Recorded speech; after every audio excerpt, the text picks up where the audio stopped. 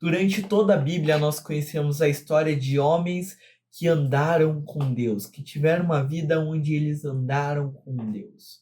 Entre esses homens, nós conhecemos muitos exemplos. Temos Adão, que no Éden ele andava com Deus. Conhecemos Enoque, que na descendência de Adão, mesmo após a queda, ele andou com Deus. E até foi arrebatado. Deus o tomou para si. Depois nós temos Noé, que com todas as palavras do texto diz que ele andava com Deus. E depois nós conhecemos Abraão, que até tem o título de amigo de Deus. E vendo esse estilo de vida que eles tiveram, será que eu posso viver o mesmo que eles viveram? E bom, para falar sobre isso, primeiro vamos nos questionar: o que é andar com Deus? Andar com Deus é eu abandonar toda a minha vida, é eu gastar a minha vida inteira para buscar a Deus, para buscar as coisas de Deus, para buscar a glória de Deus. Andar com Deus não é Deus andar comigo, não é eu adicionar Deus à minha rotina, não é eu adicionar Deus a uma parte da minha vida, mas sim eu abandonar toda a minha vida para segui-lo. E claro, nós vemos isso a partir de uma visão atual, já que os dois tipos de vida que nós podemos ter é uma vida secular e pecaminosa, onde nós vivemos por coisas passageiras e pelo pecado do mundo atual somente, ou uma vida santa, uma vida com Deus, uma vida onde nós buscamos Deus. Mas na verdade, o real propósito do homem sempre foi o mesmo: habitar intimamente com Deus. Ou seja, os dois reais caminhos que existem é um caminho com Deus e um caminho sem Deus. Não são dois caminhos distintos, são dois caminhos opostos, já que o que realmente foi o pecado, o que realmente matou o homem, foi ele escolher uma vida sem Deus, foi ele escolher caminhar a sua vida sem a vida. Mas Deus continuou chamando o homem sempre a voltar aonde ele nunca deveria ter abandonado. Nós vemos que na Bíblia, Deus, vendo a humanidade, vendo a sua criação se perdendo cada vez mais, se corrompendo cada vez mais, ele cria um plano para salvar toda a humanidade. E nesse plano, ele escolhe uma nação para ser sua, a nação de Israel. E quando ele liberta Israel do Egito, ele cria uma aliança com Israel, um tipo de contrato, onde Deus seria o seu Deus e eles seriam o seu povo exclusivo. E nessa aliança, nesse contrato, ele chama Israel para uma posição, para uma função muito específica. Ele os chama para ser um reino de sacerdotes. O sacerdote era um intermediador do povo para Deus. Como um representante, ele trazia aquilo que o povo queria entregar, ou questionar, ou trazer para Deus. Mas a real vontade de Deus não era um povo com sacerdotes, mas sim um reino de sacerdotes. Ou seja, um reino onde todos conseguem ter acesso a Deus. O problema, claro, foi que o povo continuou sendo obstinado, continuou pecando. Isso impediu com que esse plano fosse feito. Mas hoje não há mais impedimento, já que o véu que rasgava, o que impedia de podermos entrar no Santo dos Santos, não existe mais. Agora que nós somos lavados pelo sangue de Jesus, nós somos propiciados pelo seu sacrifício, nós podemos acessar a Deus livremente. E então a resposta para a pergunta: será que nós podemos viver o mesmo que aqueles homens viveram? É sim, nós podemos. E na verdade, esse é o chamado que Deus faz a todos nós. Esse é o real propósito da criação do homem: habitar intimamente com Deus, é estar intimamente e profundamente com Deus. E com esse vídeo eu quero falar aqui como nós podemos andar com Deus. Primeiro, nós precisamos conhecê-lo e sermos totalmente fascinados por Deus. Cara, o que fez Paulo mudar de um perseguidor a um dos maiores cristãos de toda a história? O que fez Pedro, André, Tiago e João abandonar toda a sua vida, abandonar tudo para seguir a Jesus. O que fez Abraão abandonar toda a sua terra, toda a sua parentela para seguir a Deus? A resposta é: eles foram fascinados por Deus. Samuel Whitefield, em seu livro Discipulado Começa com Contemplação, fala e nos mostra que o que realmente nos faz mudar é nós sermos fascinados por algo.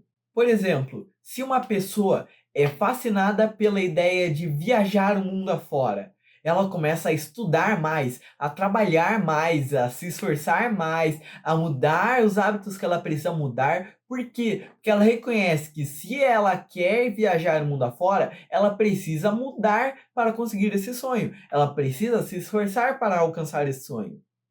Temos muitos exemplos para isso, como por exemplo, se apaixonar, querer ter uma família ou querer ajudar outras pessoas.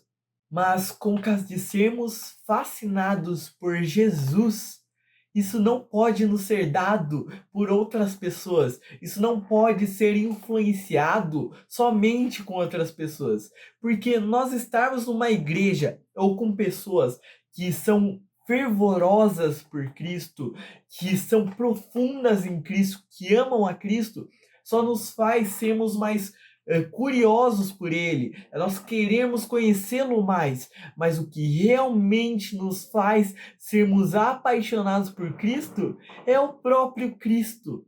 Nós podemos ouvir falar sobre Cristo a nossa vida inteira, mas se nós não tivermos um encontro com o próprio Cristo, nós não somos fascinados de verdade, porque é Ele que nos fascina.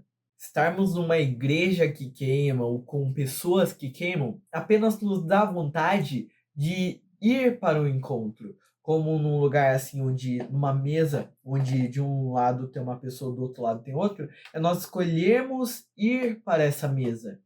Mas o que realmente nos faz sermos fascinados é a pessoa que está do outro lado. Porque isso não pode ser forçado nem provocado, mas é da vontade de Deus que isso depende. E sobre isso Deus diz: vocês me procurarão e me acharão se buscarem de todo o seu coração. Quanto você tem buscado conhecer a Cristo? Ou se você o conhece, o quanto você é fascinado por ele? E será que os seus hábitos, o seu estilo de vida demonstra isso? E a segunda parte do processo é nos aprofundarmos cada vez mais. O homem saiu para o leste, tendo na mão um cordel de medir. Mediu 500 metros e me fez passar pela água, que me dava pelos tornozelos. Mediu mais 500 metros e me fez passar pela água, que me dava pelos joelhos. Mediu mais 500 metros e me fez passar pela água, que me dava agora pela cintura. Mediu ainda outros 500 metros e já era um rio que eu não podia atravessar, porque as águas tinham crescido. Eram águas em que se podia nadar, um rio pelo qual não se podia passar andando. Essa visão é uma das passagens mais interessantes de toda a Bíblia. E nela nós podemos ter muitos significados, mas um dos mais interessantes que ela pode estar nos mostrando e que faz muito sentido é uma demonstração de como é o processo de nós andarmos com Deus. Um processo onde nós somos levados para estarmos cada vez mais fundos, cada vez mais dominados por esse rio. E com o passar do tempo ele vai ficando mais forte, vai começando a ficar mais alto para nós, vai ficando cada vez mais profundo, tão profundo que chega uma hora em que nós não temos mais chão para pisar. Se torna um rio pelo qual não se podia passar andando. Chega a um nível em que é necessário mergulhar, sendo cada vez mais sujeito ao rio da presença. O vento sopra para onde quer. Você ouve o barulho que ele faz, mas não sabe de onde ele vem, nem para onde vai. Assim é todo o que é nascido do Espírito. Algo que não faz muito sentido é pessoas mais velhas na fé muitas vezes terem menos paixão do que pessoas que são novas na fé. Os novos convertidos terem mais paixão do que pessoas que conhecem mais de Deus. Porque, como foi falado no momento profético durante a ministração dos Bravos, no terceiro álbum do Som do Secreto, no do Som do Reino, foi chamado de o paradoxo da satisfação faminta. Quanto mais nós vemos a Deus, quanto mais nós o conhecemos, mais nós os queremos conhecer. Quanto mais nós somos alimentados, mais nós temos fome. Quanto mais nós somos conhecendo de seus atributos, mais nós o queremos. Um paradoxo. E como que com esse Deus que nos causa isso, nós podemos ficar parados? Como que nós podemos ficar estagnados em profundidade com Ele? Como que nós podemos conhecer mais dele, mas não nos aprofundarmos mais? Como que nós podemos conhecermos mais dele, mas não temos mais fervor? Cara, nós nunca devemos perder a paixão, mas pelo contrário, ela só cresce quanto mais nós o conhecemos. E não, amadurecer não esfria, amadurecer não tira a paixão, não é como se fosse algo temporário que só os novos convertidos têm. Não, muito pelo contrário, a paixão também sofre amadurecimento, só que isso só acende mais ainda. É necessário uma paixão madura, mas essa paixão só cresce. Temos uma ideia de relação com Deus como num casamento em que você começa a se acostumar com a sua parceira, com o seu parceiro, e então você deixa de ter a mesma paixão que você tinha por ele quando você se apaixonou por ele pela primeira vez. Mas se até num casamento bom, verdadeiro e profundo isso não acontece, um casamento que é um relacionamento de duas pessoas imperfeitas e finitas, como que com Deus nós podemos nos acostumarmos? Como que nós podemos nos acostumarmos com algo que é infinito? Como que nós podemos nos acostumarmos com uma beleza infinita, com um amor infinito, com um perdão infinito, com uma sabedoria, com uma glória, com uma honra infinita? E não ao reconhecer que ele era mais do que nós imaginarmos, o queremos mais ainda, sermos fascinados mais ainda. Será que nós paramos de ir mais para fundo porque nós não reconhecemos que ainda tem mais profundo para ir? Ou será que nós apenas estamos querendo continuar no raso, onde ainda tem chão para pisar, onde ainda tem meio para voltar para a terra seca? Mas é isso, gente. Eu espero que vocês tenham gostado desse vídeo. Não esquece de deixar o like aqui no canal, de se inscrever, de seguir também pelo Instagram. Cara, eu espero te ver aqui mais uma outra vez. E é isso. Falou!